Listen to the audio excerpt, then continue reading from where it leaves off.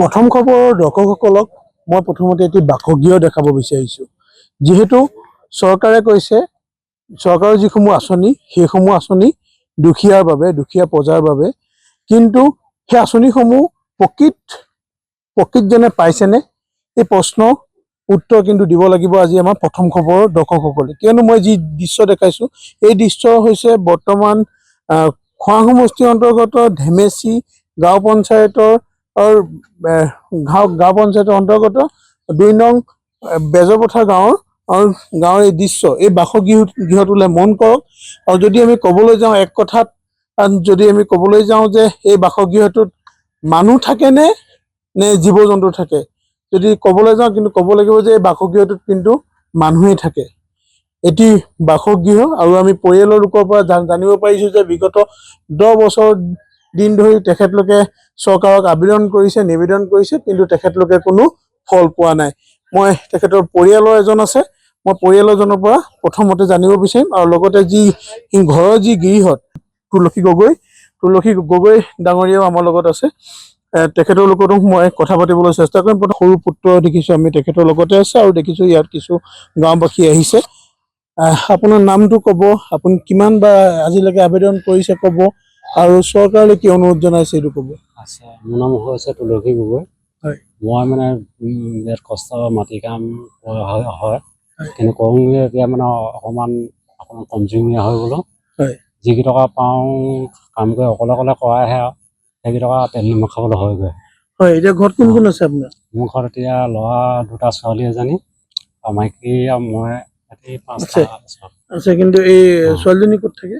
ছোৱালীজনী এতিয়া তাইৰ ৰুম ঘৰটো বুলি ভয়তে এজনৰ ঘৰত আছে। জানিব পাৰিছো যে আপোনালোকে ঘৰটো পোৱা নাই, আপুনি আবেদন কৰিছে নাই?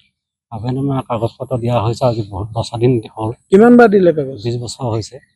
20 বছৰমান কাগজ দি আছো। কাগজ দিছে, কিন্তু তেখেতে ঘৰটো অহা নাই। কি কয় তেওঁলোকে কয় কি? আহিব বুলিয়ে কৈ থাকে। আহিব বুলি কয়, কিন্তু এতিয়ালৈকে বৰ্তমান ঘৰ অহা নাই। হয়, ঘৰ আহিব ভাবোঁতে ঘৰটো এতিয়া বৰ্তমান অৱশেষত লুটিঘাট অৱস্থা হ'লগৈ। হয়, এইখিনিতে ক'ব লাগিব, আমি যেতিয়া আহিছোঁ গাঁওবাসীৰ লগত কথা পাতিছোঁ। ইয়াত এজন দাদা আছে, দাদাৰ লগত মই চমুকে পাতিম। এতিয়া কোনোবা আগবাঢ়ি আহিছে নেকি ঘৰটো অকণমান? আহিছে যুৱক বন্ধু আমাৰ মানে বৰ্তা ঘৰ ল'ৰা এজন আছে, এই ৰাস্তা ৰুই আছে। তেওঁ যে এই ল'ৰাকেইটা যেতিয়া বতাহ এই ঘৰটো ভগা আগত থাকিবৰ কাৰণে ৰুম দুটি এওঁলোকে গোটেই মিলি ঘৰটো ঠিক কৰি দিম বুলি কৈছে। তাৰ চৰকাৰৰ কাৰণে কৈছে যে এই আগে যদি ঘৰ দিয়ে আগত মাটিত থম বুলি কৈছে। অহা মঙ্গলবাৰ যাব নে ইটো মঙ্গলবাৰ আমাৰ গাঁৱৰ ঘৰ ককাই ভাই যিমান ওচৰ চুবুৰীয়া চবেই সহায় কৰি ঘৰটো মেৰামতি কৰি দিম বুলি কৈছে। আপুনি মুখ্যমন্ত্ৰী তথা আপোনালোকৰ নতুনকৈ নিৰ্বাচিত যি সৰ্বানন্দ সোণোৱাল দেৱলৈ কি আহ্বান জনাব? তো মই হেমন্ত বিশ্ব শৰ্মা এতিয়া পহিলাটো সোণোৱাল আছিলে, সোণোৱালক মই এতিয়া নকওঁ। হেমন্ত বিশ্ব শৰ্মা আছে, তেওঁ এতিয়া মাও হৈছে, দেউতাও হৈছে, ভাইও হৈছে, ককাই হৈছে, মামাও হৈছে, চব হৈছে।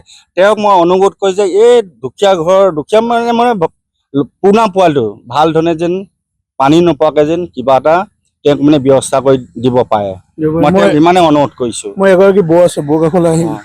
দেখি আহিছে চকুৰ আগত এটি জীয়া ছবি, সৰু কেঁচুৱা দেখিছো। মনটো আপোনাৰ বেয়া লাগে নিশ্চয়? বেয়া লাগে। কি ক'ব চৰকাৰ, কি ক'ব বিধায়ক মহোদয়, কি ক'ব? বিধায়ক মহোদয় মোৰ ফালৰ পৰানো কি ক'ম, বিধায়ক ছাৰে যেন এই ঘৰটো যেন গৃহণী বা ভালকে কৰি মেলি যেন তেওঁলোকৰ যদি বৰষুণ নপৰাকে, ৰ'দ নপৰাকে, মুঠতে টোপনি যাবলে সুবিধা কৰি দিয়ে, তাকে কামনা কৰিছো। এতিয়া প্ৰশ্নটো এইটোৱেই যে যি চৰকাৰী আঁচনি আহিছে, সেই চৰকাৰী আঁচনিসমূহ পাবলগীয়া জনে পাইছেনে নাই, সেই জীয়া ছবি, সেই উত্তৰ কিন্তু মই সকলো ৰাইজলৈ এৰিলো। মই পুনৰ আপোনাৰ কাষলৈ আহিছো। বিধায়ক মহোদয়ক আপুনি আবেদন কৰিছিলে? মই বিধায়ক মহোদয় চিনি নাপাওঁ। কাগজ পত্ৰ দিছিলে, কিন্তু আজিলৈকে পোৱা নাই। কি ক'ব আপুনি আমাৰ যোগেদি বিধায়ক মহোদয়লৈ? মই চিন্তা মানে হ'ল, কিন্তু মই সহায় কৰি দিব যদি ভালকে বনাই মেলি দিয়ে, শিশু পোৱালি এটাও আছে, কণ পোৱালি, ছোৱালী এজনীও আছে, মানুহজনীও ইমান জনা বুজা নহয়, তাইও আছে। তেনেকে ধৰণে সিহঁতি থাকিবলৈকে যদি ঘৰডোখৰ অকণমান ভালকে বনাই দিয়ে, মই তেতিয়া সুবিধা এটা হ'ব।